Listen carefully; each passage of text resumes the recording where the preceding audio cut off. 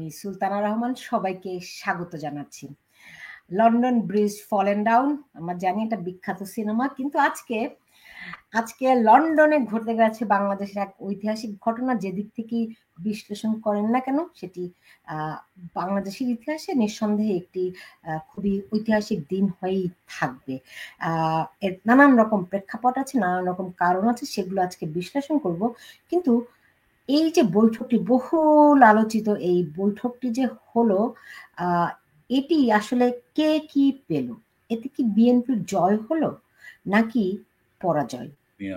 এটি বলছি, জয় পরাজয়ের মানে বিষয়টি আসছে এই কারণে, যেই যৌথ বিবৃতিতে ডক্টর মোহাম্মদ ইউনূস এবং তারেক রহমানের পক্ষ থেকে দেয়া হলো, সেখানে বিএনপির জন্য আদতে সুনির্দিষ্ট কিছু কি ছিল, নাকি কতগুলো শর্ত সাপেক্ষে বিএনপির দাবি দেওয়ার প্রতি এক ধরনের ইতিবাচকতা প্রকাশ করা হয়েছে, যার ভিতরটা অন্তঃসার শূন্য?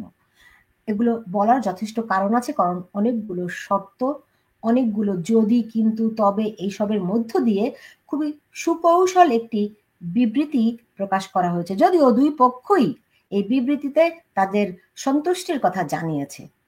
কিন্তু যেহেতু বিএনপি একটি রাজনৈতিক দল, জনগণের কাছে তাদের কমিটমেন্ট আছে, ফলে তারা জনগণকে যেই ঈদের আগে নির্বাচনের কথা বলেছে, সেটিকে আসলে তারা দিতে পারবে। কারণ হচ্ছে, এর আগে আমরা জানি ঈদের আগে নির্বাচনের কথাটা বলার সঙ্গে সঙ্গে মনে পড়ে গেল তারা দীর্ঘদিন ঈদের পরে আন্দোলন বলে 17 বছর পার করে দিয়েছে। ফলে এখন ডক্টর মোহাম্মদ ইউনূস, মানুষ কি তাকে আর বিশ্বাস করে? যদি বিশ্বাস করতোই তাহলে এত রকম সন্দেহ কি দানা বাঁধতো? তারা যে বিবৃতিটি দিয়েছে, সেই বিবৃতির মধ্য দিয়ে অনেকগুলো কৌশল, অনেকগুলো চোরাবালি, যদি কিন্তু তবে এসব তো রয়েছে। এই বিষয়গুলো নিয়ে আসলে কথা বলবো। বিএনপি শেষ পর্যন্ত কি পেল? তাদের কি জয় হলো নাকি পরাজয়? এই প্রশ্নকে সামনে রেখে শুরু করছি আমার আজকের আয়োজন, এবং আমার সঙ্গে অতিথি হিসেবে রয়েছেন বীর মুক্তিযোদ্ধা শিল্পী তাজুল ইমাম, এবং আমার সঙ্গে রয়েছেন শরীফুজ্জামান, রাজনীতি বিশ্লেষক। আমি এই যে তাজুল ইমাম ভাইকেও পেয়েছি। প্রথমে একটু আমি যেতে চাই শরীফুজ্জামান, রাজনীতি বিশ্লেষক। আপনার কাছে জানতে চাই প্রথমে যে এই বৈঠকে কি দেখলেন, কি হলো, কি পেল বিএনপি? আপনাকে ধন্যবাদ, দর্শক শ্রোতাদেরকে ধন্যবাদ। সাথে যিনি আছেন বীর মুক্তিযোদ্ধা, তাকে সশ্রদ্ধ সালাম। গত আগস্ট মাসে ডক্টর মোহাম্মদ ইউনূস গণ অভ্যুত্থানের পরে বাংলাদেশের রাষ্ট্র ক্ষমতায় বসার পর গত 9 মাসে তিনি 11টার দেশ সফর করেছেন। আমরা ডক্টর মোহাম্মদ ইউনূসের বিশ্বব্যাপী তার পরিচিতি, তাকে ভালোবাসা ইত্যাদি ইত্যাদি জানি, কিন্তু আমার অবজারভেশন বা আমার পর্যবেক্ষণ হলো, এবারের এই লন্ডন সফর ডক্টর মোহাম্মদ ইউনূসের অর্জনের থেকে বিসর্জনটা বেশি।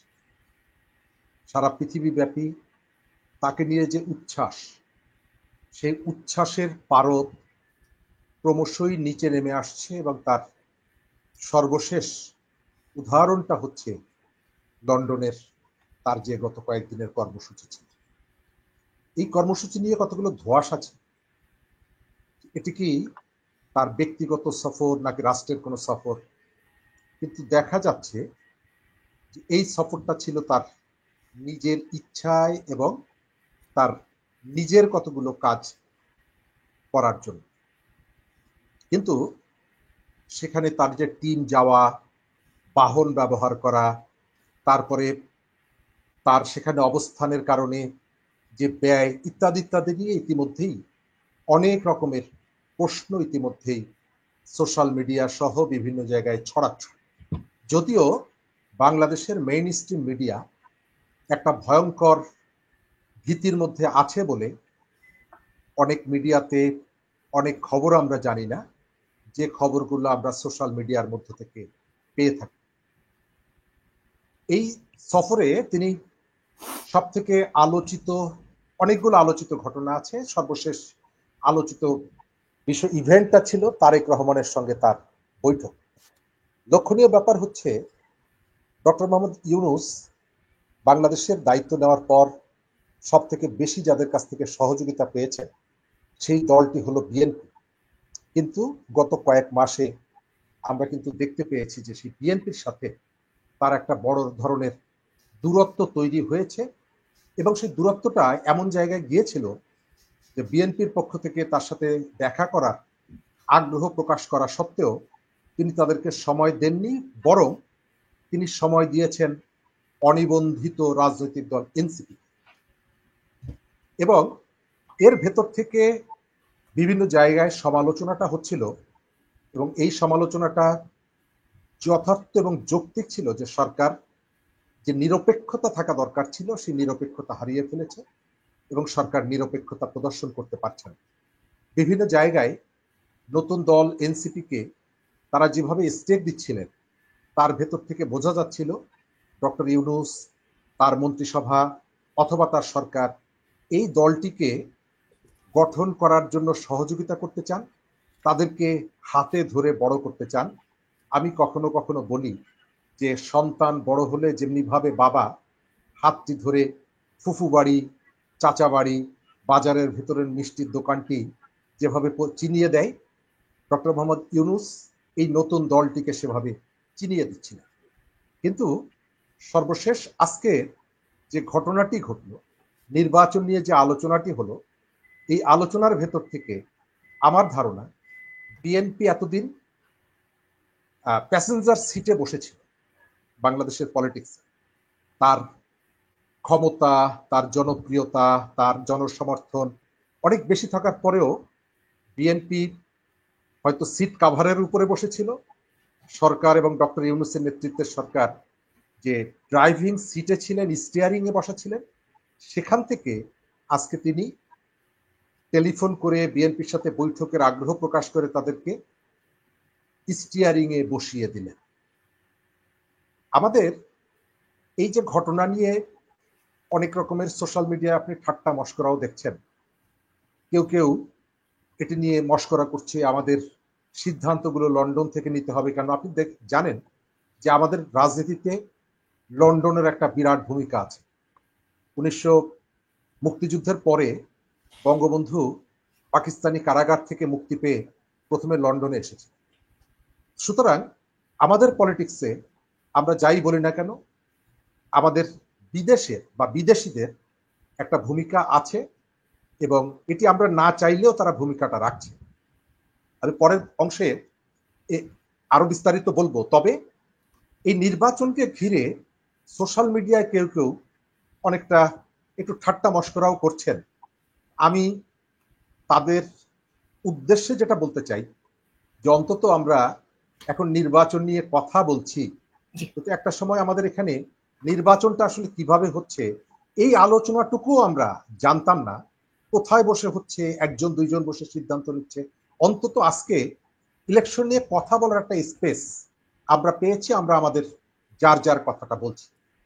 এবং বাংলাদেশের, শেষ করে দিচ্ছি আমি, বাংলাদেশের নির্বাচন নিয়ে গণতন্ত্রে উত্তরণের ক্ষেত্রে আমাদের যে চ্যালেঞ্জগুলো, এই চ্যালেঞ্জের জায়গাটায় আজকে বিএনপি খুব যেভাবে দৃঢ়তা নিয়ে কথা বলছে, কিন্তু এই চ্যালেঞ্জ সৃষ্টি করার পেছনে বিএনপির একটা বিরাট ভূমিকা আছে, এটা অস্বীকার করা যাবে। বাংলাদেশে গণতন্ত্র যে মানুষের ভোটাধিকারের জায়গাটি বারবার বাধাপ্রাপ্ত হয়েছে, এর পেছনে আওয়ামী লীগ, বিএনপি, জাতীয় পার্টি তিনজনেরই কোনো না কোনো দায়িত্ব আছে, তাদের ব্যর্থতা আছে এবং তাদের দায় আছে। এটি কার কতটুকু এটা হয়তো পরে আলাপ করব। তবে এই সংকট সৃষ্টির পেছনে আপনি শুধুমাত্র যদি আওয়ামী লীগকে দায়ী করেন তাহলে সেটি যথার্থ হবে না, যদি শুধু বিএনপিকে দায়ী করেন সেটাও যথার্থ হবে না। এই দলগুলোর ভূমিকার কারণে বাংলাদেশের নির্বাচন, রাজনীতি, গণতন্ত্রের উত্তরণের প্রক্রিয়াগুলো বারবার সংকটপন্ন হয়েছে, সংকটের মুখে। জি, এটা ঠিক যে বারবার এদের কারণে সংকটে পড়েছে, আবার তারাই সংকট থেকে উত্তরণ ঘটিয়েছে। দিন শেষে মানুষ তাদের উপরই আস্থা রেখেছে। তাজুল ইমাম, এখানে শরীফুজ্জামান একটি কথা বলছেন যে তার পয়েন্ট ধরে নিয়ে আসতে চাই আমি। তিনি বলছেন যে এই এতদিন বিএনপি কে দেখা গেছে প্যাসেঞ্জার সিটে বসে থাকতে, এখন তাকে স্টিয়ারিং হুইল হাতে দেখা যাচ্ছে। আসলে কি তাই, নাকি তাকে আসলে ড্রাইভিং সিটে বসিয়ে তার হাত থেকে স্টিয়ারিং হুইলটাই খুলে নেওয়া হয়েছে? সুলতানা, তাজুল ভাই তোমার আপনার মেটাফোর মেটাফোর খুব খুব চমৎকার। এটা আলোচনাকে খুব রসালো করে তুলবে। আমি শরফুজ্জামানকে ধন্যবাদ জানাচ্ছি চমৎকার একটা বিশ্লেষণের জন্য। হ্যাঁ, স্টিয়ারিং হুইলে বসিয়ে দিয়েছে, এটা বোধহয় একটু বেশি বলা হয়ে গেল। আমি একমত হচ্ছি না এই ব্যাপারে। স্টিয়ারিং হুইল তার হাতেই আছে। হ্যাঁ, তবে গিয়ার চেঞ্জ করার একটা ব্যাপার দিয়েছেন। ওই স্ট্যান্ডার্ড গাড়িতে যেরকম গিয়ার থাকে না, first gear, second gear, third gear, তো বিএনপি চাচ্ছিল এটা থার্ড গিয়ারে দিয়ে স্পিডে চালিয়ে যেতে ইলেকশনের গাড়ি। ওইটাকে উনি ফার্স্ট গিয়ারে চেঞ্জ করার ক্ষমতা দিয়েছেন এখন। হ্যাঁ, কিভাবে সেটা আমি বলছি। হ্যাঁ, বিএনপি কি বলেছে যে আগামী ডিসেম্বরের মধ্যেই, এই বছর ডিসেম্বরের মধ্যে তারা ইলেকশন চায়। হ্যাঁ, আমার কাছে মনে হয় না যে এটা কোনো মানে অন্যায্য কোনো দাবি। কেন চায়? কারণ বিএনপি গত প্রায় 48 বছরে ধরে অর্গানাইজড হওয়া একটা রাজনৈতিক দল, যাদের মাঠ পর্যায়ে থেকে একদম তৃণমূল থেকে যাদের ক্ষমতার উৎস। হ্যাঁ, অস্বীকার করার উপায় নেই। ঠিক আওয়ামী লীগ যেরকম ভাবে বিস্তৃত, বিএনপিও সেইভাবে বিস্তৃত। আওয়ামী লীগ এখন ক্ষমতাচ্যুত, এইসব নিয়ে চর্বিত চর্বণ কথাবার্তা বলে লাভ নেই, সবাই জানে কি ঘটেছে। ন্যারেশন যেগুলো হচ্ছে, যেসব অপবাদ বা কুপ্রচার, অপপ্রচার করা হচ্ছে, এগুলো সবটুকু আমি বিশ্বাস করি না। কিছুটা ঘটেছে, কিছুটা ঘটেনি, সেটা অন্য জিনিস। আজকে Awami League of the screen, এখানে আর কথা বলার কিছু নেই। অফ দি টেবল, টেবিলের উপর কে আছেন? বিএনপি, জামাত এবং খুচরো যেসব দল, বাম, ডান, মধ্যম ইত্যাদি দল আছেন। আমার কাছে মনে হয় প্রধান দুটি দলই হচ্ছে এই প্রথমে বিএনপি এবং তারপরে জামাত। হ্যাঁ, জামাতের সর্বজন গ্রাহ্য কোনো গ্রহণযোগ্যতা নেই বলে আমি মনে করি। ওদের যেটা আছে, দে আর ভেরি অর্গানাইজড। তারা একদম তাদের তৃণমূল থেকে তাদের কর্মীদেরকে তারা তৈরি করে তারা রাজনীতির মাঠে নেমেছে। তারা কখনোই কোনো দেশে, পাকিস্তানেও জামাতি ইসলাম আছে, কোনো দেশে তারা কখনোই ক্ষমতায় যেতে পারেনি ইলেকশনের মাধ্যমে। বাংলাদেশে সর্বোচ্চ 30টা আসন পেয়েছিল, সেটাও বিএনপির সঙ্গে একটা সমঝোতা করার পরে কোনো এক ইলেকশন, আমার এক্সাক্ট সময় মনে নাই, বাট পেয়েছিল। ওটাই সর্বোচ্চ। তা নইলে তারা 3টা, 4টা, 6টা, 7টা এরকম আসন পায়। এই প্রথমবার তারা ক্ষমতার স্বাদ পেয়েছে, ক্ষমতাটা দখল করে ফেলেছে তারা। ছাত্ররা যাই আন্দোলন করে থাকুক, অবুঝ ছাত্ররা, সেখানে তাদের মাথায় হাত বুলিয়ে তাদের হাত থেকে ওটাকে কেড়ে নিয়েছে জামাত। এবং আমি মনে করি ডক্টর ইউনূস যে এইমাত্র যেটা শরীফুজ্জামান বললেন, যে তিনি ঠিক নিরপেক্ষতা অবলম্বন করছেন না, তার পক্ষপাত দুষ্ট তার তার তার সিদ্ধান্ত। এই পক্ষপাতটা কাদের প্রতি? এনসিপি? ন, এনসিপি তো তৈরি হয়নি। সদ্যজাত একটি সন্তান, সদ্যজাত বাচ্চা তো বাবা ডাকতে পারবে না, ওয়া ওয়া করে কাঁদবে, শুধু ওয়াইনিং হবে। তাহলে তিনি কাদের পক্ষে? তিনি স্পষ্টত, আমি অনেকগুলো গত 10 মাসে 11 মাসে যতগুলো কাজ করেছেন তিনি ক্ষমতা গ্রহণের পরে, সবকিছু প্রমাণ করে তার স্পষ্ট একটা পক্ষপাত আছে জামাতের প্রতি। জামাত এবং ইসলামী দল, যেগুলো একসঙ্গে খুচরো দল মিলে একটা মণ্ড পাকিয়েছে, এদের প্রতি তার পক্ষপাত। বিএনপির প্রতি পক্ষপাত না। কেন না সেটা আমি বলছি। এই মিটিং এর খবর যতটুকু আমি জেনেছি, যদি ভুল না জেনে থাকি, তারেক রহমান আগামী বছর রমজানের আগে নির্বাচন চেয়েছেন। হ্যাঁ, তিনি কি জবাব দিয়েছেন? ডিপ্লোম্যাটিক জবাব। এগুলো এগুলো তিনি, তাকে ব্রিফিং করা হয়েছে এবং তিনি তৈরি হয়ে গেছেন এই জবাবটা দেওয়ার জন্য। সংক্ষেপে সেটা হচ্ছে, সকল প্রস্তুতি সম্পন্ন করা গেলে 2026-এর এপ্রিলের প্রথমার্ধে রমজান শুরুর এক সপ্তাহ আগে নির্বাচন আয়োজন করা যেতে পারে এবং সংস্কার ও বিচারের বিষয়ে অগ্রগতি সম্পন্ন হলে, সংস্কার সম্পন্ন হলে সকল প্রস্তুতি, কিসের প্রস্তুতি? একটা ইলেকশনের প্রস্তুতি কি হতে পারে? ইসি নিয়োগ করা, তারপরে প্রার্থী যারা তাদেরকে যাচাই বাছাই, এইসবই তো না?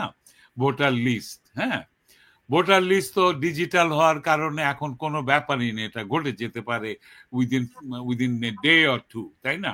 হয়তো নতুন যাদের যাদের বয়ঃপ্রাপ্তি হচ্ছে তাদেরকে ভোটার লিস্টে ঢোকানো, হ্যাঁ, আর যারা মারা গেছেন তারা ভোটার লিস্ট থেকে বাইরে। এই তো এখন কথা হচ্ছে, এই প্রস্তুতির কথা তিনি বলছেন, আবার অ্যাট দ্য সেম টাইম বলছেন সংস্কার সম্পন্ন হলে।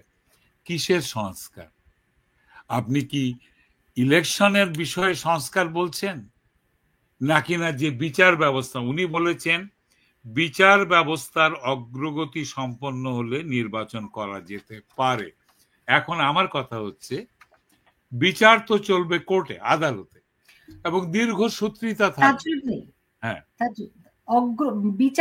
বিচার কার্যক্রম অগ্রগতি হলে পরে, অগ্রগতির আগে আরেকটা শব্দ আছে, যথেষ্ট পরিমাণ।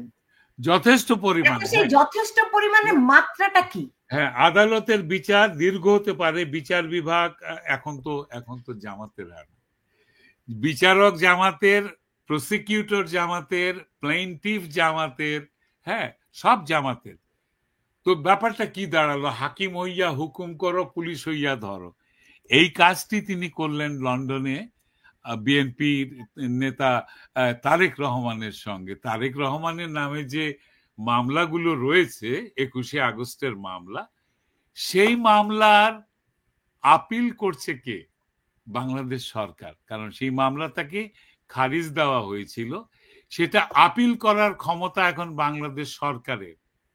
বাংলাদেশ সরকার কে? বাংলাদেশের উপদেষ্টা তিনি, যদি সরকার দাবি করেন তারই হাতে। তো আমি তোমাকে বলছি সুলতানা, যে আমার বাড়িতে তোমার দাওয়াত, কিন্তু আমার পিস্তল লোড করা আছে, হ্যাঁ। তো ব্যাপারটা এটাই তো দাঁড়ালো, তাই না? উনি তারেক জিয়ার মামলা তুলবেন না, কিন্তু তারেক রহমানকে তিনি সমঝোতা করতে গেলেন, ইলেকশন কবে হবে বলতে গেলেন। এই লোকটা তো ইলেকশনে পার্টিসিপেট করতে পারবে না যদি মামলা না ওঠে। তাহলে ব্যাপারটা কি দাঁড়াচ্ছে? উনি একটা ন্যারো প্যাসেজের মধ্য দিয়ে নিজে হেঁটে যাচ্ছেন, পেছন পেছন আসতে বলছেন। তার পেছনে কারা আছে? জামাত। এর বেশি লোক তো ওখান থেকে ঢুকতে পারবে না। তাহলে বিএনপির ভাগ্যটা খুললো কোথায়, তাই না? এখন বিএনপি যদি এইসব কি বলে ছেলে ভুলানো ইয়েতে ভুলে যায়, তাহলে তো আমি অভাজন। আমার রাজনীতি বোঝার ক্ষমতা আমার নেই। তবে আমি মনে করি না তিনি বিএনপিকে কোনো রকম ছাড় দিয়েছেন। উনি রিসেট বাটনটা হাতে রেখেছেন। এই রিসেট বাটন এখন কানেক্টেড টুয়ার্ডস দ্য আর্সেনাল, একটা বিশাল বোমার সঙ্গে কানেক্টেড দেওয়া আছে। হ্যাঁ, আসো পার হয়ে, যাদেরকে পছন্দ হবে না আমি বোতাম টিপে দেবো, উড়ে যাবে। হ্যাঁ, এরকম একটা ব্যাপার ডক্টর ইউনূসের হাতে। তো উনি যে বিশ্ব খেলোয়াড় সেটা তো প্রমাণিত। তবে আমি মনে করি না যে বিএনপির এই ইয়ে দেখে, ছেলে ভুলানো ছড়া দেখে ভুলে যাওয়া উচিত। হ্যাঁ, ইলেকশনের দাবি ছিল ডিসেম্বরের মধ্যে। এখন যদি তারা মেনেও নেন যে এটা ফেব্রুয়ারি মাসে হবে, তাদের তাজুল ভাই, এখানে তাদের মেনে নেওয়ার ব্যাপার না তো। Very interesting. বিএনপির এবং সেনাপ্রধানের দাবি ছিল ডিসেম্বরের মধ্যে নির্বাচন হতে হবে। এখন আমরা আজকের বৈঠকে দেখলাম, জানতে পারলাম তারেক রহমান নিজে প্রস্তাব দিয়েছেন ফেব্রুয়ারিতে নির্বাচনে, মানে ফেব্রুয়ারি বলতে ঈদের আগে নির্বাচনের। শরীফুজ্জামান, আমি তাজুল ভাই আপনার কাছে আসছি। আচ্ছা, হ্যাঁ, জি, শরীফুজ্জামান, মানে ব্যাপারটা কি যে ডিসেম্বরে তাদের দাবি ছিল, তারা সেই দাবি নিয়ে কোনো কথাবার্তা না বলে সরাসরি এমনকি মানে যদি প্রধান উপদেষ্টাও বলতেন যে না আমার ফেব্রুয়ারিতে বা ঈদের আগে আমি নির্বাচন দিতে চাই, সেটা যদি তারেক রহমান মেনে নিতেন তাহলে না একটা কথা ছিল। কেমন করে তারা নিজেরা প্রস্তাব দেয় ফেব্রুয়ারিতে? ধন্যবাদ। রাজনীতিতে সব কথা মাঠে বলা হয় না, কখনো কখনো কিছু কথা ভেতরে রেখে দেওয়া হয় যেটা আলোচনার টেবিলে তোলার জন্য। আমি আমার যে আলোচনাটা এবং এর আগে যেটুকু বললাম যে আমার কেন মনে হয় যে ডক্টর ইউনূস তার কাছ থেকে বিএনপি স্টিয়ারিংটা নিয়ে নিয়েছে, এই কারণে ইতিমধ্যেই ডক্টর ইউনূসের ওজন, রাষ্ট্র পরিচালনায় তার দক্ষতা এবং তার যে আন্তর্জাতিক যে সংযোগ যেগুলোর কথা বলা হতো, বিএনপি তার সম্পর্কে মোটামুটি বার্তা পেয়ে গেছে বিভিন্ন জায়গায়। এবং এমনকি গতকাল ব্রিটেনের রাজপ্রাসাদে আমাদের প্রধান উপদেষ্টা যখন উপস্থিত ছিলেন এবং সেখানে রাজ পরিবারের প্রতিনিধিরা তার সঙ্গে যে সৌজন্যতা প্রদর্শন করেছেন, এর ভেতর থেকেও আমাদের কাছে বার্তাটা আসে যে তাকে নিয়ে আন্তর্জাতিক পরিমণ্ডলে যে উচ্ছ্বাসটা ছিল সেই উচ্ছ্বাসটা ক্রমশই কমে আসছে। বাংলাদেশে তার নিজের কোনো দল নাই, এনসিপি নামের যে দলটি আছে এটি পুরোপুরি টিকে আছে। প্রশাসন তাদেরকে সমীহ করে, মিডিয়াগুলো তাদেরকে ভয় পেয়ে ডাকে, সচিবালয়ে গেলে তাদেরকে সালাম দেয়, কারণ হলো তারা জানেন যে সরকার তাদের পেছনে আছে। এই কারণে এর বাইরে জনসমর্থনের জায়গা যদি আপনি বলেন, বিএনপির একটা উপজেলায় যত তাদের নেতাকর্মী বা ভোটার আছে, এই দলটির সারা দেশ মিলিয়েও তত ভোটার বা কর্মী সমর্থক নেই। এটি বাস্তবতা। সব দল যে বড় থাকবে এটা না, যেমন আবার সব দলের শক্তি সামর্থ্য একরকমের থাকবে তা। বিএনপির সঙ্গে তিনি যে কমিটমেন্টটা দিয়েছেন, আমি যদি ভুল না করি সেখান থেকে তার পিছিয়ে যাওয়াটা খুব কঠিন হবে। কেন কঠিন হবে? ইলেকশনের প্রস্তুতির যে কথাটি বলা হচ্ছে, আমি একেবারে তারিখ ধরে আপনাদেরকে বলি। গত বছরের 8ই আগস্ট ডক্টর মোহাম্মদ ইউনূস দায়িত্ব নেওয়ার পর ইলেকশন কমিশন যে গঠিত হয়, এই ইলেকশন কমিশন গঠিত হয় নভেম্বর মাসের 11 তারিখ এবং ফেব্রুয়ারি মাসের 10 তারিখে সাংবাদিকরা তাদের কাছে যখন জিজ্ঞেস করে যে আপনাদের নির্বাচনের প্রস্তুতি কতটুকু, তারা তাদের পক্ষ থেকে জানিয়ে দেন যে ডিসেম্বরে যেহেতু প্রধান উপদেষ্টার একটা নির্বাচনের ঘোষণা ছিল, সেই ঘোষণা ধরে আমরা প্রস্তুতি গ্রহণ করছি এবং আমাদের অনেকটা প্রস্তুতি সম্পন্ন করেছি। এটি হলো ফেব্রুয়ারি মাস, ফেব্রুয়ারি মাসের 10 ফেব্রুয়ারি। তারপরে কিন্তু আপনি অনেকটা সময় পেরিয়ে এসেছেন। সুতরাং এখন যদি সরকারের পক্ষ থেকে কেউ বলে যে ইলেকশন কমিশন আসলে এখন পর্যন্ত প্রস্তুতি নিতে পারেনি, সেই কারণে নির্বাচন বিলম্বিত হবে, ধরে নেওয়া হবে, রাজনৈতিক দলগুলো ধরে নেবে এর পেছনে আপনার অন্য কোনো মতলব আছে এবং সেই মতলবের জায়গা থেকে আপনি এটিকে বিলম্বিত অথবা প্রলম্বিত। সরকারটা নিরপেক্ষতা হারিয়ে ফেলছে যে জায়গাটা বলছি, বলেন। কারণ অনেকগুলো বিষয় আসে, প্রশ্ন থাকে।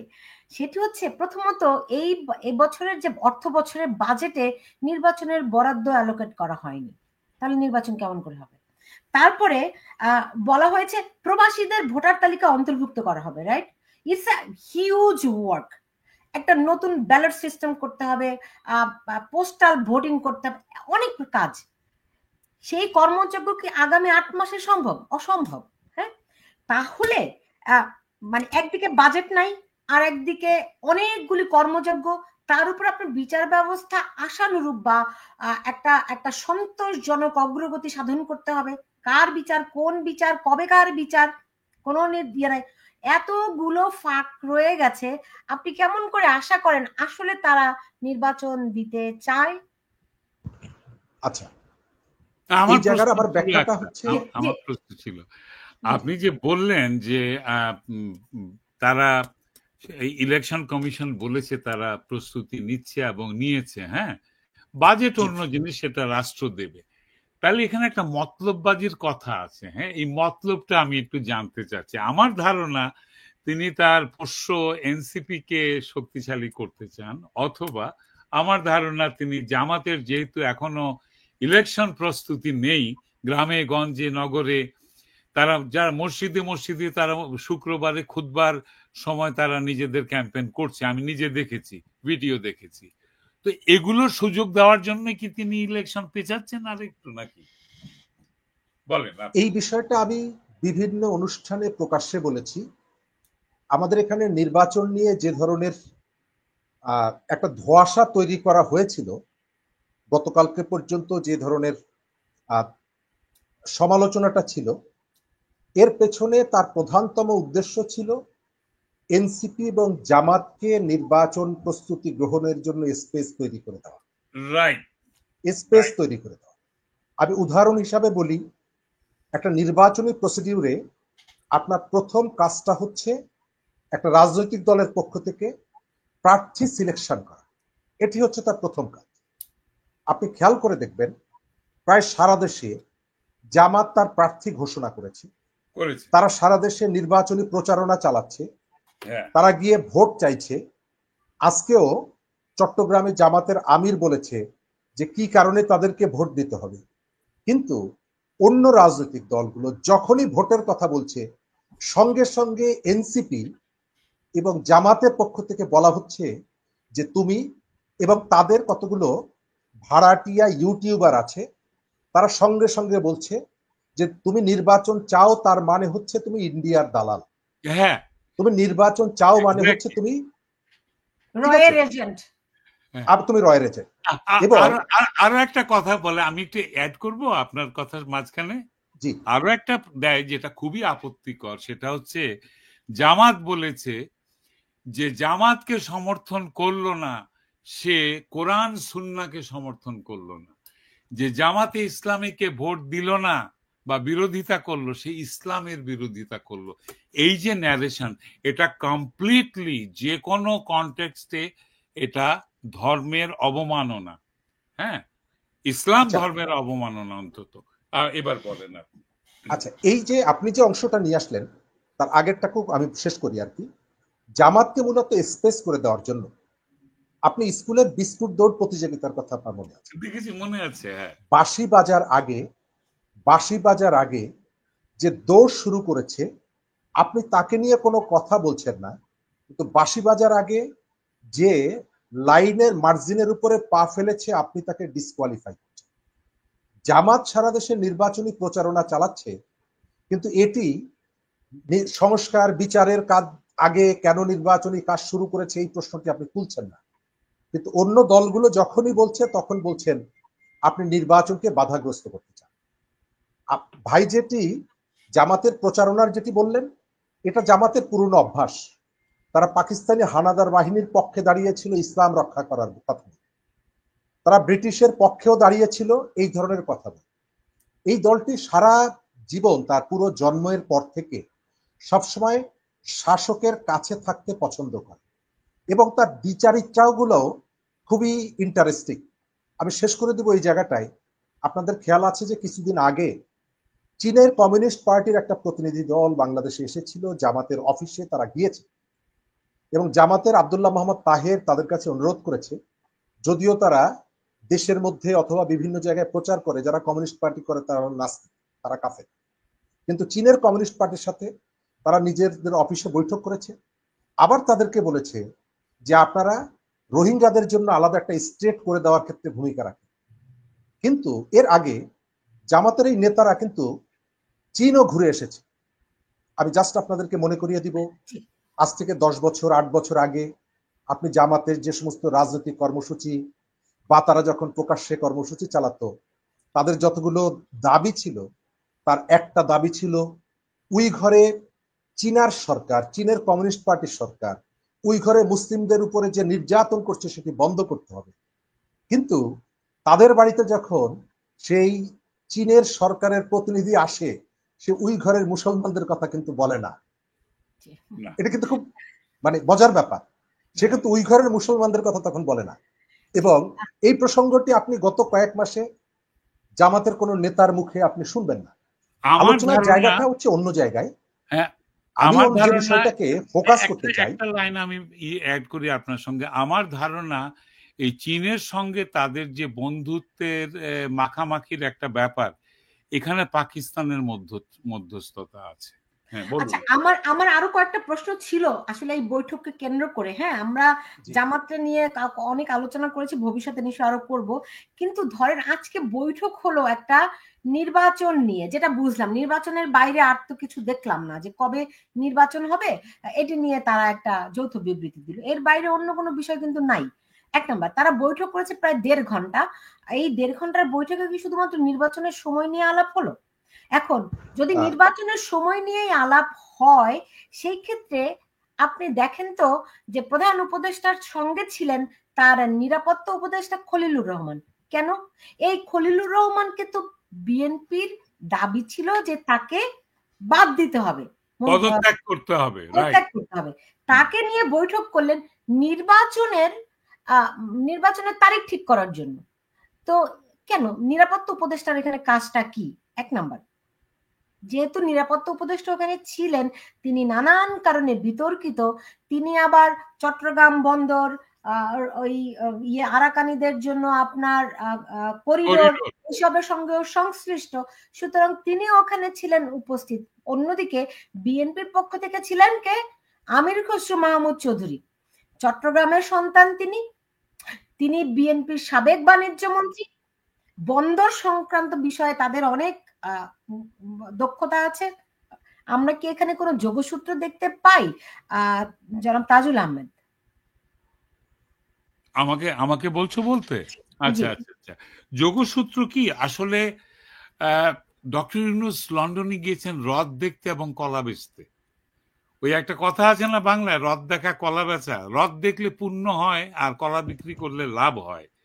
তো হ্রদ দেখা হচ্ছে কি ওনার আরেকটি পুরস্কার গ্রহণ করা, যে উনি 250-র উপরে পুরস্কার পেয়েছেন, হ্যাঁ, বিভিন্ন দেশে। তারপরেও তার দরকার, তার দুটি মোহ আছে জীবনে, এক হচ্ছে পুরস্কার পাওয়া, আরেকটা হচ্ছে গিয়ে টাকা, যেভাবে হোক অর্থ উপার্জন করা। তিনি বিলিয়নিয়ার, তিনি মিলিয়ন মিলিয়ন ডলার তিনি উপার্জন করেছেন, কিন্তু সত্যি কথা বলতে রাজি নাই। টাকা কোথায় গিয়েছে, কিভাবে তার পকেটস্থ হয়েছে, এগুলো তিনি বলতে রাজি না। যাই হোক, এখন বিএনপির তারেক রহমানের সঙ্গে কথা না বলে একমাত্র লোক যার সঙ্গে কথা বললে এই ইলেকশন পেছানোর ব্যাপারটা এটা সুরাহা হবে। কারণ দেশের যারা বিএনপি করেন, যারা নেতৃবৃন্দ আছেন, তারা কিন্তু উষ্মা প্রকাশ করেছেন অলরেডি।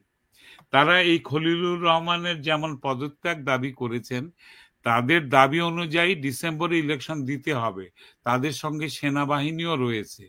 কাজে এই ফোর্সটাকে কমাতে হলে এর প্যারালাল একটি শক্তি, যেটা হচ্ছে যে তারেক রহমান, তিনি যদি বিদেশে বসে তাকে যদি কোনো একটা বেনিফিট দেওয়া হয়, তিনি যদি কম্প্রোমাইজ করেন, তাহলে বিএনপি এই কথাটা মেনে নেবে, যেটা ব্যাপার আমরা দেখতে পাচ্ছি এখন। কিন্তু বিএনপি একটা পাতা ফাঁদে পা দিচ্ছে। হ্যাঁ, আমি বলছি বিএনপির এখন শক্তি সবচেয়ে বেশি বাংলাদেশে দল হিসেবে। হ্যাঁ, আজকে যদি ধরে নেই হাইপোথেটিক্যালি, সরপুর যেমন আপনাকেও বলছি, আজকে যদি হাইপোথেটিক্যালি আমরা ধরে নেই বিএনপি এমন একটা ঘোষণা দিল, তারেক রহমান অথবা দেশে যে বিএনপির নেতা আছেন তারা ঘোষণা দিলেন যে মুক্তিযুদ্ধ, স্বাধীনতা ৭১, বঙ্গবন্ধু ২৬শে মার্চ, ২৫শে মার্চ, আমাদের সংবিধান, আমাদের পতাকা, এগুলোর পক্ষে আমরা আছি, আপনারা আসেন। আমি তাজুল ইমাম গ্যারান্টি দিয়ে বলছি, আমার ডান হাত কেটে ফেলে দিব, বাংলাদেশের 80% লোক বিএনপির পাশে এসে দাঁড়াবে এবং এই অপ্রতিরোধ্য শক্তি কেউ ঠেকাতে পারবে না। আওয়ামী লীগের দরকার নেই, আওয়ামী লীগ না, যারা স্বাধীনতার পক্ষে আছে। হ্যাঁ, আজকে আমি তাজুল ইমাম বলছি, আজকে যদি স্বাধীনতার পক্ষ অবলম্বন করেন, সংবিধানের পক্ষ অবলম্বন করেন বিএনপি, আমি কোনোদিন রাজনীতি করিনি, আমি বিএনপিকে সমর্থন দেব। হ্যাঁ, তো আমার মতো অজস্র মানুষ আছেন। হ্যাঁ, আমি জানি স্বাধীনতার পক্ষে, বঙ্গবন্ধুর পক্ষে, বঙ্গবন্ধু আমাদের স্বাধীনতার একচ্ছত্র নায়ক। হ্যাঁ, তাকে আমরা জাতির পিতা বলে সম্মান করি। সেই পিতৃত্ব যদি কেউ অস্বীকার করেন, তবে এটুকু মানবেন এবং মেনেছেনও যে তিনি এই দেশটার স্বাধীনতার এক নায়ক। হ্যাঁ, আজকে যদি বিএনপি সেটা মেনে নেয়, কারণ বিএনপির জন্ম হয়েছে একজন মুক্তিযোদ্ধার সক্রিয় ভূমিকায়, তাই না? জিয়াউর রহমান, তার জেড ফোর্স ছিল, তিনি 3 নম্বর 4 নম্বর সেক্টরে তিনি যুদ্ধ করেছেন তার জেড ফোর্স নিয়ে। তো এগুলো ভুলে গেলে, এগুলো তো অর্জন, একটা জাতির ভিত্তি, একটা একটা একটা একটা রাজনৈতিক দলের গৌরবোজ্জ্বল একটা অর্জন। এই জিনিসগুলোকে যদি আজকে সমর্থন দেন, কালকে কিন্তু বন্যার তোড়ে উড়ে যাবে এনসিপি, জামাত, সবকিছু। কিন্তু সেই শঙ্কিত অবস্থায় যদি থাকেন, দোনমনা থাকেন, তাহলে বিএনপিকে যে ট্র্যাপে পড়েছেন, এই ট্র্যাপের খেসারত দিতে গেলে এপ্রিল ইলেকশন হবে না, এটা 26শে ডিসেম্বরেও যেতে পারে, নাও যেতে পারে, আরো পিছিয়ে যেতে পারে। আমি এদেরকে বিশ্বাস করি না, আমি মনে করি না এদের পরিপূর্ণ বিশ্বাস করা সম্ভব। জি, আপনি বলছেন, তাজুল ইমাম ভাই বলছিলেন যে স্বাধীনতার কথা বললে সবাই গিয়ে বিএনপির পেছনে দাঁড়াবে। আজকে যারা অদৃশ্য আওয়ামী লীগ তারাও আসবে, আর যারা স্বাধীনতার পক্ষের, আমার এখানে অনেকেই মন্তব্য করছেন যে জামাত, বিএনপি, এনসিপি এদের মধ্যে কোনো পার্থক্য নেই। ঠিক এক্স্যাক্টলি বলা যাবে না। হ্যাঁ, বিএনপি কে যদি আমরা রং চড়াই, রং দেই, এটাতে মধ্যে কালার, দেওয়ালটার মধ্যে যদি রং দেই, একরকম রং নয়, এখানে 3 রকম রং আছে। একটা আছে স্বাধীনতার পক্ষে, যেন ফজলুর রহমান ভাই যেভাবে কথা বলেন, হ্যাঁ, তারও একটা বিরাট সমর্থন আছে। আরেক দল আছে যারা পুরোপুরি জামাতের পক্ষে, কিন্তু ওরা ঠিক জামাত বলে স্বীকার করে না নিজকে। আর আরেক দল আছেন যারা সাধারণ নাগরিক, যারা মনে করেন যে বিএনপি ক্ষমতায় এলে একটা সুস্থ শাসন ব্যবস্থা, ইলেকশন সব হবে। এই যে মানুষগুলো, এদের সংখ্যাও কম নয়, এরা সাধারণ মানুষ, এরা কোনো রাজনীতি করেন না। হ্যাঁ, কিন্তু এরা দেশের পক্ষে কোনো দল কাজ করলে, কোনো শাসক কাজ করলে এরা সমর্থন করেন। তো এই যে 3 ভাগে ভাগ, এটাকে এক হতে হবে। জি, এখানে আরেকজন একটা মন্তব্য করেছেন, তাজুল ইমাম ভাই, এখানে আরেকজন একটা মন্তব্য আপনার কাছে প্রশ্নটি করেছেন যে বিএনপি কি স্বাধীনতার পক্ষের শক্তি? ইউনূস দেশ বিক্রি করে দিচ্ছে, আর খালেদা জিয়া বলছেন ইউনূসের বিরোধিতা করা যাবে না। এইটাই তো বলছি যে ফাঁদে পা দিচ্ছেন বিএনপি। আমি একটু এই জায়গাটায় বলি, জি, এই যে প্রশ্নগুলো করছেন, ঠিক আছে, আমরা বিভিন্ন দলে তো বিভক্ত, এই যে প্রশ্নগুলো করার ভেতর থেকে আপনি পলিটিক্যাল আইডিওলজি, আইডেন্টিটিটা বের হয়। যিনি প্রশ্নটি করেছেন তার কাছে এই বিষয়টা সামনে এসেছে, কিন্তু যে ডিপি ওয়ার্ল্ড নিয়ে আলোচনা হচ্ছে, এই ডিপি ওয়ার্ল্ডকে এই পর্যন্ত নিয়ে এসেছে আওয়ামী লীগ সরকার হাত ধরে, সালমান রহমানরা হাত ধরে এই পর্যন্ত নিয়ে এসেছে।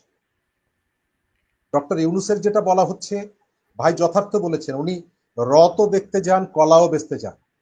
উনি গেলেন পুরস্কার আনতে, কিন্তু হঠাৎ করে এয়ারবাসের প্রতিনিধি এসে ওনার সাথে বৈঠক করছে যে এয়ারবাস বাংলাদেশে তার ব্যবসাটা করতে চায়। আমরা মুক্তিযুদ্ধের এই যে জায়গাটায়, এই জায়গাটা আমরা এক একজন এক এক দৃষ্টিতে দেখি। বাংলাদেশে এখন এই আলোচনাটা করার সুযোগ হবে না। নিশ্চয়ই যারা দেশ থেকে চলে গেছেন তাদের সমর্থকরা হয়তো গালাগালিও করবেন যে 20 বৃক্ষটা বড় হয়েছে আমাদের এখানে, এই 20 বৃক্ষ বড় করার পেছনে যারা এখন ওই এসে লাল বদর এই সব মানে বিশেষণ দেন, আপনাদের ভূমিকা ছিল না? সার্জিস আলম কাদের বাড়ির থেকে বড় হয়েছে, কার ঘর থেকে জন্ম হয়েছে? এই যে মানুষগুলোকে দেখছি তারা কাদের বাড়িতে বড় হয়েছে? আপনারা জুলাই মাসে বুঝতে পেরেছিলেন যে এটা ডানপন্থীদের হাতে চলে যাবে, কিন্তু আপনারা এইটা বুঝতে পারেননি যে আপনাদের ঘরের মধ্যে এরা বড় হচ্ছে। আমরা যে পরিবর্তনটা এসেছে, আমাদের এই মুহূর্তে যেটা প্রয়োজন, বাংলাদেশে একটা স্টেবল গভর্নমেন্ট দরকার। অনেকে জিজ্ঞেস করে যে আমরা এই যে জুলাই মাসে রাস্তায় নেমেছিলাম কি একটা শুধু ভোটের জন্য, সরকার পরিবর্তনের জন্য? না, আমরা জুলাই মাসে রাস্তায় নেমেছি কেবল ভোটের জন্য না। একই সাথে আমরা জুলাই মাসে রাস্তায় নেমেছিলাম ডক্টর মোহাম্মদ ইউনূস তার 700 কোটি টাকা ট্যাক্স মাফ করে নিয়ে যাবেন সেই জন্য। আমরা জুলাই মাসে রাস্তায় নেমেছিলাম প্রতি মাসে বাংলাদেশে 100 জন মানুষ গণপিটুনিতে মারা যাবে সেইটার জন্য। আমরা জুলাই মাসে রাস্তায় নেমেছিলাম 2 শতাধিক মাজারে হামলা হবে সেইটার জন্য না। সুতরাং এখানের ওই হামলা বন্ধ করার জন্য, এখানে নারীকে পেটানোর একদিন পরে ফুলের মালা দিয়ে আপনি তাকে বের করে নিয়ে যাবেন এইটার জন্য না। কেউকে আপনি ইচ্ছা করে জেলে ঢুকাবেন, তারপরের দিন যখন সোশ্যাল মিডিয়ায় সমালোচনা হবে তারপরে তাদেরকে বাড়ির থেকে ডেকে এনে জামিন দিয়ে দিবেন, এইটার জন্য আমরা জুলাইতে রাস্তায় নামি। আমরা একটা স্টেবল গভর্নমেন্ট, একটা বাসযোগ্য দেশ, এইটার জন্য নেমেছিলাম। আপনারা মুক্তিযুদ্ধের সংজ্ঞা পরিবর্তন করবেন, জুলাই অভ্যুত্থানের কোনো জায়গায় এই কথাগুলো ছিল না। তারপরে ওই চ্যালেঞ্জগুলো আমাদের সামনে আছে, এই চ্যালেঞ্জ আমরা মোকাবেলা করছি। নির্বাচন এখানে দরকার। নির্বাচন ছাড়া ডক্টর ইউনূস এবং তার সরকার নানা রকমের প্রক্রিয়ার মধ্যে জড়িয়ে আছে, এটা অস্বীকার করা যাবে না। শুধু খলিলুর রহমান তার উপদেষ্টা না, খলিলুর রহমান আমেরিকার নাগরিক। সেই আমেরিকার নাগরিকের প্রতি তার এতটা দুর্বলতা কেন, এই প্রশ্নটি বারবার তোলা হয়েছে এবং মাহমুদুর রহমান মান্না একটা যথার্থ উত্তর দিয়েছেন যে উনি কেবল শোনেন, উনি কোনো উত্তর দেন না। তো নিশ্চয়ই মিটিমিটি হাসেন, নিশ্চয়ই মেঘ এখানে আছে। আপনি কেউকে ডাকলেন না, আপনার পররাষ্ট্র উপদেষ্টা কোথায়? তিনি তো এখানে নেই, এই টিমে তাকে নেননি। আপনি খলিলুর রহমানকে নিয়ে কেন ঘুরছেন, যে খলিলুর রহমান এবং এখানে করিডোর এক এবং অভিন্ন এবং এটিকে তালগোল পাকিয়ে ফেলেছেন? আপনি শুধুমাত্র ওই বৈঠকে 1.5 ঘন্টার বৈঠকে এই বিষয়গুলো আলোচনা আসেনি। যে বিষয়গুলো তাদের জন্য স্বস্তিদায়ক সেই বিষয়গুলো এসেছে। তবে একসময় না একসময় এই তথ্যগুলো বেরিয়ে আসবে। শরীফ ভাই, আপনি বলছেন, দেখুন আমি আপনার পুরনো কথায় ফেরত যাই। আপনি বলছেন যে মানে রাজনীতিতে মাঠে সব কথা হয় না, কিছু কথা রাখা হয় টেবিলে বসে আলোচনার জন্য, রাইট? তো মাঠে নির্বাচনের কথা বলেছে, তারা টেবিলে যে এই করিডোর এইসব বিষয় নিয়ে আলোচনা করেনি। How do you know that? আমি এই কারণে, আপনি কোন একটা অনুষ্ঠানে, কোন একটা বাড়িতে যাওয়ার সময় পকেটে টুপি নিয়ে যাচ্ছেন, এটা মিন করে যে আপনি সেখানে গিয়ে নামাজ পড়বেন, সেই প্রস্তুতি আপনি নিয়ে যাচ্ছেন। আপনি যে বৈঠকটি করেছেন সেই বৈঠকে খলিলুর রহমানকে ডেকে নিয়ে আসা এটা বলার অপেক্ষা রাখে না যে খলিলুর রহমান এখানে করিডোরের জন্য ঘুরে বেড়াচ্ছেন, নিশ্চয়ই করিডোর নিয়ে আলোচনা হয়নি। তবে ইতিমধ্যেই বিএনপির পক্ষ থেকে করিডোরের বিষয়ে বলা হয়েছে যে নির্বাচিত সরকার ছাড়া এই বিষয়ে সিদ্ধান্ত নেওয়া যাবে না। যদিও এখানে একটা কথা আমি জিজ্ঞেস করতে চাই, হ্যাঁ, এই যে নির্বাচিত সরকার ছাড়া এই সিদ্ধান্ত নেওয়া যাবে না, এর মানে সংবিধান অনুযায়ী যারা নির্বাচিত তারা সংখ্যাগরিষ্ঠ হলে ক্যাবিনেটে সংখ্যাগরিষ্ঠের অনুমোদনে এগুলো হতে পারে, হ্যাঁ, এই সিদ্ধান্ত হতে পারে। এখন কথা হচ্ছে যে যেসব সংস্কার নামক পরিবর্তন তিনি করছেন, হ্যাঁ, তার এই তথাকথিত বিপ্লবী সরকারের কারণে এই সব কিছু যদি আগামীকাল নির্বাচিত একটি সরকার হলে যে বিচার বিভাগ হবে তার সামনে যদি আমি আপিল করি, রিট পিটিশন আনি, এই সব কিছুই তো বন্ধ হয়ে যাবে এবং এগুলো সংবিধান অনুমোদিত না হলে সবকিছু বর্জন করতে হবে। এটা কি আপনি মানেন? এটা যে মামলা হবে না এরকম গ্যারান্টি আছে? না, এই জায়গাটায় আমি কিন্তু আমার কথাটা শেষ করিনি। আমি আপনাকে যেটা বলতে চাই, নির্বাচিত কি অনির্বাচিত, আমি আমার করিডোর দিব না। হ্যাঁ, করিডোর যদি সেটা তো করিডোর বিএনপি যদি বলেনি, আমি করিডোর দিব না, বিএনপি বলেনি। বিএনপি বলেছে নির্বাচিত সরকার সিদ্ধান্ত নেবে। আমি ওই জায়গাটাই আসছি। বিএনপি বলছে নির্বাচিত সরকার সিদ্ধান্ত নেবে, নির্বাচিত সরকার সিদ্ধান্ত নেবে। আমি যেটা মনে করি যে এটি যদি আপনার সিকিউরিটি ইস্যু হয়, তাহলে নির্বাচিত কি অনির্বাচিত এটি ইম্পর্টেন্ট না। এটা যদি আপনার ন্যাশনাল ইন্টারেস্টের ইস্যু হয়, তাহলে আপনি ইলেক্টেড নাকি সিলেক্টেড এটা কোনো গুরুত্বপূর্ণ না। মূল জায়গাটা হচ্ছে যে পাবলিক ইন্টারেস্ট এর সঙ্গে যুক্ত আছে কিনা। আপনার দেশের অখণ্ডতা যদি এটার সাথে যুক্ত থাকে, তাহলে আপনি নির্বাচিত হলেন কি অনির্বাচিত হলেন এটি গুরুত্বপূর্ণ। বাংলাদেশের মানুষের আকাঙ্ক্ষার জায়গাটা হচ্ছে তার সাইকোলজিটা সরকার বুঝতে পারছে না। সে আপনি একই সঙ্গে যদি ইরানে যাওয়ার পাসপোর্ট দেন ফ্রি, আর আমেরিকায় যাওয়ার মানে ভিসা দেন, আর আমেরিকায় যাওয়ার ভিসা দেন 5 লক্ষ টাকা খরচ করতে হবে, বিরাট অংশ আমেরিকার 5 লক্ষ টাকা দিয়ে ভিসায় চলে যাবে। কিন্তু সে এখানে এসে আমেরিকাকে গালি দিচ্ছে, সেখানে গিয়ে আমেরিকাকে গালি দিচ্ছে। যদি আপনি মনে করেন যে এর ভেতর থেকে মানুষকে আমি বিভ্রান্ত করব, মানুষ বিভ্রান্ত হবে না। এশিয়া এনার্জি আমাদের উদাহরণ আছে। মানুষকে স্বপ্ন দেখিয়ে এই যে পোর্ট নিয়ে যেটা বলা হচ্ছে, একসময় বলা হতো 2001-2 সালের দিকে বাংলাদেশ গ্যাসের উপরে ভাসছে, আমাদের গ্যাস রপ্তানি করতে হবে। তার বিরুদ্ধে আমরা লড়াই করেছি, বিবিআনার থেকে ভারতে গ্যাস রপ্তানির বিরোধিতা করেছি। আগামী এই জুন মাসের 27-28 বামপন্থীরা রোড মার্চ করছে। তাদের শক্তি সামর্থ্য কম হতে পারে, কিন্তু তারা সাহস দেখাচ্ছে। এই জায়গাগুলোতে আপনি যদি মনে করেন যে একেবারে চোখ কান বন্ধ করে কারো হাতে তুলে দেবেন, দেশের মানুষ কিন্তু সেটি মানবে না। এবং আমি আপনাকে মনে করিয়ে দিই, ফুলবাড়ির কথা মনে আছে, কয়লা খনির কথা। বিএনপি পাওয়ারে থাকার শেষ সময় এই তেল গ্যাস কমিটি আন্দোলনের কারণে তাদের মিছিলে গুলি করে 4 জন শহীদ হয়েছিল আমাদের সাথী, কিন্তু এই চুক্তি আমরা বাতিল করতে বাধ্য করেছি।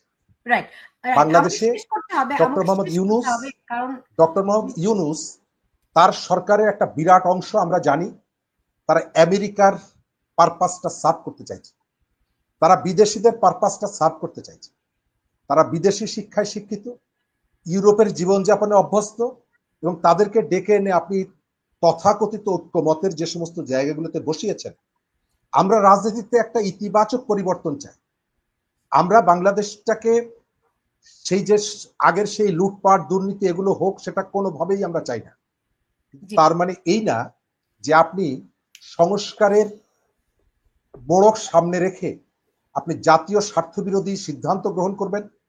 বাংলাদেশে ওই যে করিডোর দেওয়ার নামে, সেন্ট মার্টিন দেওয়ার নামে আমেরিকার সৈন্যকে এখানে নিয়ে আসবেন। এই জিনিসগুলো বাংলাদেশের যে দলই করুক না কেন, গুটি কয়েক মানুষ ছাড়া এটি মানবে না। আমি শেষ করে দেবো এই জায়গাটায়, বাংলাদেশের মানুষ একটা নির্বাচন চায়। এই নির্বাচনের ভেতর থেকে যে এই দেশ স্বর্গ হয়ে যাবে আমি এটা কখনোই মনে করি না। কারণ বাংলাদেশে 4টা ভালো নির্বাচন হয়েছিল, কিন্তু সংকট কাটেনি। এই যে নির্বাচনটি ডিসেম্বরে হোক ফেব্রুয়ারিতে হোক, সংকট চলে যাবে এটি আমি মনে করি না। কিন্তু তার মানে এই না যে আপনি গণতান্ত্রিক ব্যবস্থায় ফেরত যাবেন না। একটা অনির্বাচিত সরকার দিয়ে রাষ্ট্রের মধ্যে মব ক্রিয়েট করে আপনি বাংলাদেশকে 71কে ভুলিয়ে দিতে চাইবেন, 71-এর মুখোমুখি 24-কে দাঁড় করাতে চাইবেন, এটি বাংলাদেশের মানুষ মানবে না। এই দেশ মুক্তিযুদ্ধের দেশ, এটিকে আপনি যে মোড়কেই হোক না কেন বৃত্তবন্দি যদি করতে চান, তার পরিণতি এবং তার যে ইম্প্যাক্ট হবে, কি ইম্প্যাক্ট হবে এটি আপনি ধারণা করতে পারছেন।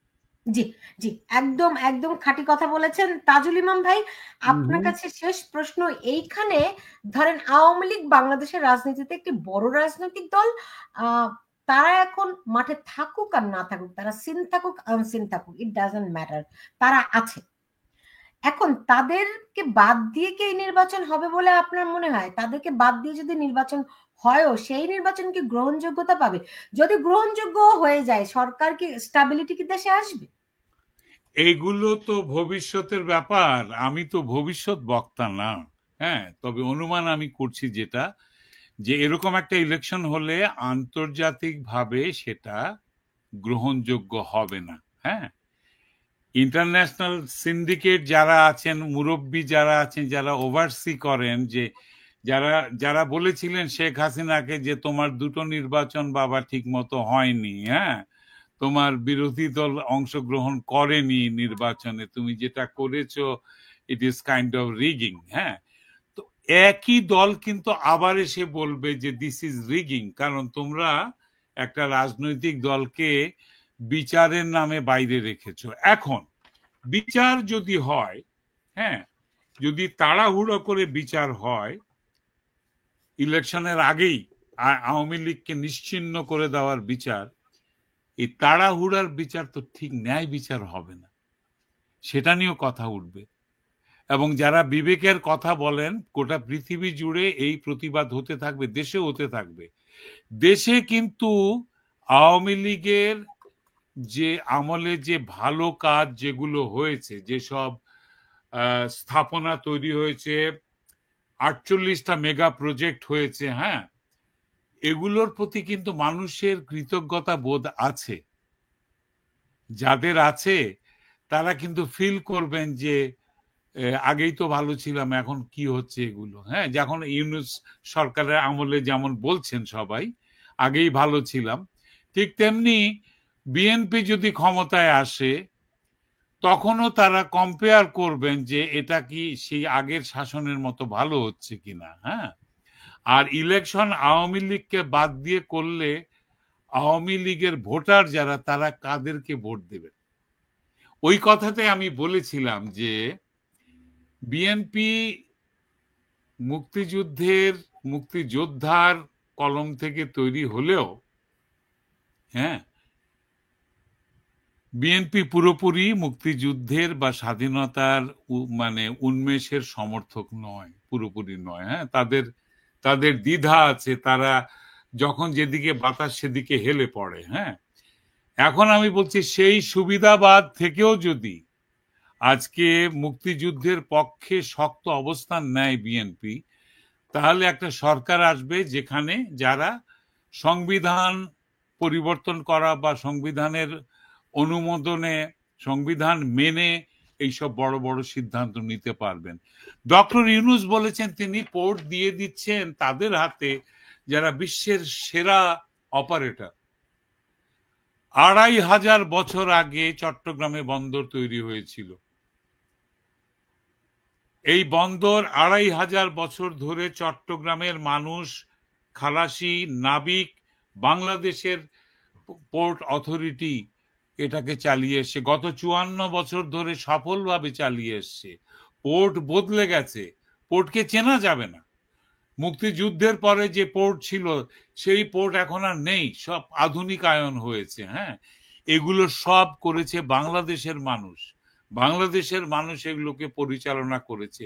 তাদেরকে এখন আপনি ফ্যাসিবাদ ট্যাগ দিয়ে এইসব দক্ষ মানুষগুলোকে বার করে দেবেন যারা সরকারের অনুগত ছিল। যে কোনো এমপ্লয় তো সরকারের অনুগত থাকবে, সরকারের কথা মানবে। আপনি তো সরকার না, তারপরেও আপনার কথা মানছে, আপনি এগুলো দিয়ে দিচ্ছেন বেস্ট অপারেটরকে দিয়েছি। তাহলে স্যার আমি আরেকটা কথা আপনাকে বলতে চাই, আপনি তো চট্টগ্রাম বিশ্ববিদ্যালয়ের শিক্ষক, আমিও চট্টগ্রাম বিশ্ববিদ্যালয় থেকে সার্টিফিকেট পেয়েছি। তো আমি স্যার আপনাকে বলতে চাই যে আপনার চেয়েও ভালো অপারেটর কিন্তু দেশ পরিচালনার জন্য গোটা পৃথিবীতে আছে। ব্রিটেন থেকে একজন প্রধানমন্ত্রী নিয়ে আসেন, আমেরিকা থেকে একজন স্বরাষ্ট্রমন্ত্রী নিয়ে আসেন, প্রতিরক্ষা মন্ত্রী নিয়ে আসেন। যেটা আপনি করছেন কিছু ২ নম্বরই এই এই এই আমেরিকান নাগরিককে দিয়ে, সেটা না করে বেস্ট অপারেটর নিয়ে যান না। দেশ চালানোর জন্য ফ্রান্স আসুক শিল্পমন্ত্রী হয়ে, আমাদের অর্থমন্ত্রী হয়ে আসুক সৌদি আরব থেকে, বেস্ট অপারেটর, হ্যাঁ। তো আপনি তো সেটা করবেন না, দেশের মানুষও সেটা মানবে না। আমরা যে মায়ের সন্তান, আমরা আমাদের মাকে টেক কেয়ার করব, দেশ আমাদের মা, হ্যাঁ। আপনি সেটা পাকিস্তানি এই জমিদারের রক্ষিতা বানাতে পারবেন না, আপনি জামাতে ইসলামের জঙ্গিদের দিয়ে সেটাকে অধিষ্ঠিত করে তাকে বস্তাবন্দি করে আপনি ঘরের মধ্যে ফেলে রাখতে পারবেন না। আমার মেয়েরা আজকে গার্মেন্টসের কাজ 50% গার্মেন্ট বন্ধ হয়ে গিয়েছে, তারা কি খাচ্ছে, কিভাবে তাদের দিন কাটছে। আপনি স্যার কোনোদিন এগুলো খোঁজ নেন নাই? আপনি একবারও দেখেন না এরা কি করছে? কেউ দেখে নাই। 12 থেকে 14 ঘন্টা পরিশ্রম করে এরা সংসার চালাতো। আজকে সেই ব্যবসার মালিকরা সর্বশান্ত হয়ে গেছে তাদের এইসব কারণে, রাজনৈতিক ডামাডোলি। আপনি একটা মবকে আপনি বিচার করেন নাই, বন্ধ করেন নাই। আপনাকে যখন জিজ্ঞেস করা হয়েছে লন্ডনে যে বঙ্গবন্ধুর বাড়ি এই মিউজিয়াম ভাঙলো কেন, বলে জনগণ গিয়েছে, পুলিশ ভয়ে পালিয়েছে। তো আপনি ওখানে বুলডোজার পাঠালেন কেন? বললেন না ওটা তো আমি পাঠাইনি, ওরা ইয়াং যারা যারা আমাকে এমপ্লয়েড করেছে, যারা আমাকে চাকরি দিয়েছে, তারা পাঠিয়েছে। তাহলে আপনি ওখানে কি কারণ? আপনাকে চাকরি দিয়েছে এই কি বলে সমন্বয়ক ছাত্র পরিষদ, যারা এখন এনসিপি, তারা আপনার এমপ্লয়ার, জি আর আপনার উপদেষ্টা হচ্ছে গিয়ে জামাত।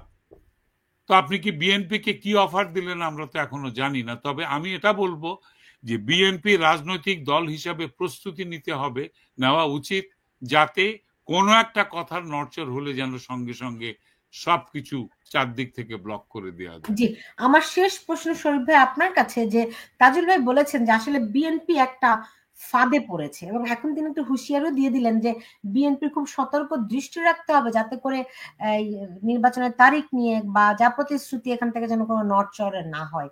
বিএনপি কি সেটি করতে পারবে? তারা গত 17 বছরে আওয়ামী লীগের কিছুই করতে পারেনি। ধন্যবাদ। আওয়ামী লীগের কিছুই করতে পারেনি বিএনপি, যেমন আবার বিএনপিকে বৃত্তবন্দী করার যে চেষ্টাগুলো, সেই চেষ্টাগুলো কিন্তু শেষ পর্যন্ত সফল হয়নি। রাইট, ঠিক আছে। বিএনপি কিন্তু যে ধরনের দমন পীড়ন ভোগ করেছে, আমরাও কিন্তু একসময় ধারণা করতাম যে এই দলটি এতদিন ক্ষমতার বাইরে আছে, নিশ্চয়ই ভেঙে টুকরো টুকরো হয়ে যাবে, এবং সেই চেষ্টাটা রাষ্ট্র তার সমস্ত শক্তি দিয়ে, গোয়েন্দা দিয়ে সেই চেষ্টাটা করেছে, সেটি কিন্তু সফল হয়নি। সুতরাং বিএনপির কর্মীদের এই সময়কালে একটা বিরাট সংখ্যক কর্মীর তাদের নৈতিক স্খলন ঘটেছে, এটাও যেমন সত্যি। আবার এদের বিরাট সংখ্যক কর্মীরা কিন্তু দলটিকে একেবারে যক্ষের ধনের মতন রক্ষা করেছে।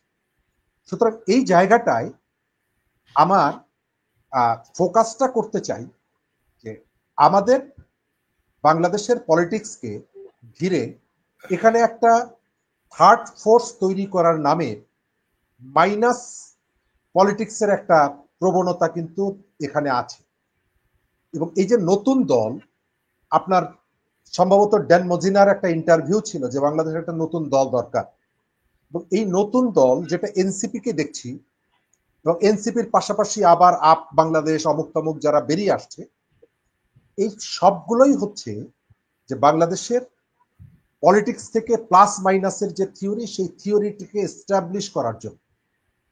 আমি এই পর্যন্ত যে সফলতা যেটা দেখি, যে সরকার, রাষ্ট্র, ইন্টারন্যাশনাল কমিউনিটির কেউ কেউ এখানে এনসিপি কে যেভাবে এস্টাবলিশ করতে চেয়েছিল, গড়ে তুলতে চেয়েছিল, আপনারা এখানকার মানুষ নিশ্চয়ই গ্রামে খবর নেন, সেই ফুল ফোটেনি, সেই চেষ্টা ব্যর্থ হয়েছে। এবং আমি এই সময়কালে সব থেকে ইতিবাচক মনে করি যে বাংলাদেশের মানুষের মধ্যে রাজনীতিবিদদের দ্বারা রাষ্ট্র পরিচালিত হবে এই আকাঙ্ক্ষাটা ক্রমশই তীব্র হচ্ছে। পলিটিশিয়ানদের নানা ক্রিটিক আছে, তাদের নানা সমালোচনা আছে, পলিটিক্যাল পার্টিগুলোর সমালোচনা আছে, কিন্তু এই যে এনসিপি, সিএনসিপি ইত্যাদি ইত্যাদি আমেরিকান বাংলাদেশ পার্টি টাইপের গোয়েন্দা সংস্থা এবং বিভিন্ন সংস্থার যে সমস্ত পার্টিগুলো এখানে গড়ে তোলা হয়েছে, তারা হালে পানি পাচ্ছে না, এটা হচ্ছে ইতিবাচক দিক। বিএনপি কি করবে, আমি যেহেতু বিএনপি করি না, তবে আমার যেটা ধারণা, বিএনপি সরকারের দুর্বলতাটা বুঝতে পেরেছে, মানুষের আকাঙ্ক্ষাটা বুঝতে পেরেছে, এবং মানুষের কাছে তার তো একটা কমিটমেন্ট আছে দীর্ঘদিনের, যে আমি এই জায়গাটায় যেতে চাই। আবার তাকে ঘিরে মানুষের যে কতগুলো প্রশ্ন এবং উদ্বেগ আছে, সেটিও আমার ধারণা বিএনপি কনসার্ন। কারণ গত কয়েক বছরে তাদের শীর্ষ নেতৃত্বের যে কথাবার্তাগুলো শোনা যায়, অনেকেই কিন্তু বলে যে কতগুলো ম্যাচিউরিটির জায়গায় তাদের এসেছে। এই যে এনসিপির নেতারা যেদিন শহীদ মিনারে দাঁড়িয়ে বলেছিলেন সংবিধান মাটির তলে পুঁতে ফেলবো, আপনার মনে আছে বিএনপির পক্ষ থেকে ওই সময় ওই ধরনের রিয়াকশনটা যদি না আসতো, নিশ্চয়ই তারা এতদিন বাংলাদেশের সংবিধান এবং অন্যান্য যে অর্জনগুলো, সেই অর্জনগুলো এতদিন তারা বাঁচিয়ে রাখত না। তারা যখন রাষ্ট্রপতিকে অপসারণ করে এখানে একটা সোকল্ড বিপ্লবী সরকারের নামে একটা নৈরাজ্যিক অবস্থা, একটা মাৎসনার শাসন কায়েম করার কথা বলছিল, তখন কিন্তু বিএনপি তার সমগোত্রীয়দের অনেকের সমালোচনা উপেক্ষা করে দাঁড়িয়েছে। আমি মনে করি যে রাষ্ট্রীয় সংকটের সময় কেউ যদি যতটুকু সাহসী ভূমিকাটা রাখলো তাকে অ্যাপ্রিসিয়েট করা উচিত। আপনার জাতীয় সঙ্গীত পাল্টাতে হবে গোলাম আজমের ছেলে এই কথা বলার পর সারা দেশে উদীচী যে জাতীয় সঙ্গীত গাওয়ার অনুষ্ঠানটি করলো, আপনাকে ওটিকে অ্যাপ্রিসিয়েট করতে হবে যে উদীচী এই জায়গায় একটা সাহসী ভূমিকা রেখেছি। সুতরাং আমি যেটা মনে করি যে বিএনপি এই সময়কালে সংকটের সময় যতটুকু কাজ করেছে, আমার পুরোপুরি প্রত্যাশা যদি পূরণ নাও হয়, আমি ওটাকে অ্যাপ্রিসিয়েট করি। লেফটরা অন্তত যতগুলো ফাইটটা দিচ্ছে, তারা আমাদের পক্ষে মর্দের মতো ইচ্ছে মতো সবকিছু করতে না পারলেও তার অন্তত ওইটুকুর জন্য আমি অ্যাপ্রিসিয়েট করব। এবং মানুষকে আমি বলবো যে এই ধরনের একটা প্রস্তুতি চলছে, তুমি প্রিপারেশন নাও, তুমি প্রিপেয়ার্ড হও, কারণ এখানে একটা দীর্ঘমেয়াদী লড়াইয়ের প্রয়োজন হতে পারে। জি জি, অনেক ধন্যবাদ, চমৎকার বলেছেন আপনারা দুজনে। আপনাদের দুজনকে অনেক ধন্যবাদ জানাচ্ছি আমার সঙ্গে আজকে যুক্ত হওয়ার জন্য। তো এই বৈঠকে বিএনপির জয় হলো নাকি পরাজয় হলো সেটি হয়তো সময়ই বলে দিবে, কিন্তু প্রধান উপদেষ্টা ডক্টর মোহাম্মদ ইউনূস যে একেবারে ধূলিসাৎ হয়ে গেছেন তা একেবারে নিঃসন্দেহাতীত ভাবে বলা যায়। কারণ তিনি, আপনারা দুজনেই প্রথমেই বলেছেন যে তাকে যেভাবে করে ইংল্যান্ডে ট্রিট করা হয়েছে খুবই লজ্জাজনক, খুবই বিব্রতকর। এমনকি দেশের মানুষের সামনে তার যে চেহারাটা দেখা গেল, উন্মোচিত হলো নতুন করে আবার, ফলে এটিও তার জন্য সেই যে তিনি যে নিজেকে বলেছেন আন্তর্জাতিক মানের খেলোয়াড়, সেটি আরো একবার দেখা দিল। তবে যেমন আমি শেষ করব একজনের একটি কমেন্ট দিয়ে। তিনি এখানে কমেন্টে লিখে বলেছেন যে আমি আবার সেটি লিখেও রেখেছি যে ডক্টর মোহাম্মদ ইউনূস তিনি নিজেকে একজন আন্তর্জাতিক মানের খেলোয়াড় মনে করেন, এবং এই বৈঠকে কি দাঁড়ালো, মাত্র একবার বেচা হলো। হ্যাঁ, মানে তার বক্তব্যটি হচ্ছে তারেক রহমান মাত্র নিজেকে একবার বিক্রি করলেন। কি রকম সেটি?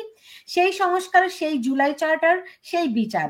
এক পোস্টে তিনি মানে যে লিখেছেন তিনি বলছেন তিনি তারেক রহমান যেন ডক্টর ইউনূসের সঙ্গে কোনো মেলায় না যান, কোনো মেলায় যেন তারেক রহমান ডক্টর ইউনূসের সঙ্গে না যান, সেক্ষেত্রে তাকে 7 বার বিক্রি করে দেয়া হবে। তারেক রহমানকে ডক্টর ইউনূস 7 বার বিক্রি করে দেবেন। একবার বিক্রি হলেন মাত্র, অবশ্য তাকে 7 বার বিক্রি করা যাবে না, আরো 2-1 বার বিক্রি করে দিলেই তিনি চেতনায় ফিরে আসবেন। মানে হচ্ছে ডক্টর মোহাম্মদ ইউনূস এত বড় মাপের খেলোয়াড়, তারেক রহমানকে তিনি 7 বার বিক্রি করতে পারেন।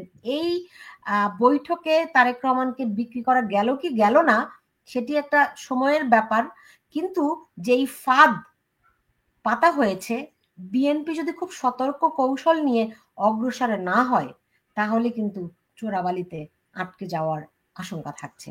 এবং বিএনপি চোরাবালিতে আটকে গেলে এই মুহূর্তে বাংলাদেশের সামনে গভীর সংকটই রয়েছে। নিশ্চয়ই সেই সংকট আমরা বাংলাদেশের জন্য চাই না। যাই হোক, সময়ই বলবে পরবর্তী কার্যক্রম কি রয়েছে। শরীফুজ্জামান এবং তাজুল ইমাম, আপনাদের দুজনকে অনেক ধন্যবাদ জানাচ্ছি আমার সঙ্গে যুক্ত থাকার জন্য। আপনারা যে যেখানে আছেন সবাই ভালো থাকুন সেই প্রত্যাশা রেখে বিদায় নিচ্ছি। ধন্যবাদ।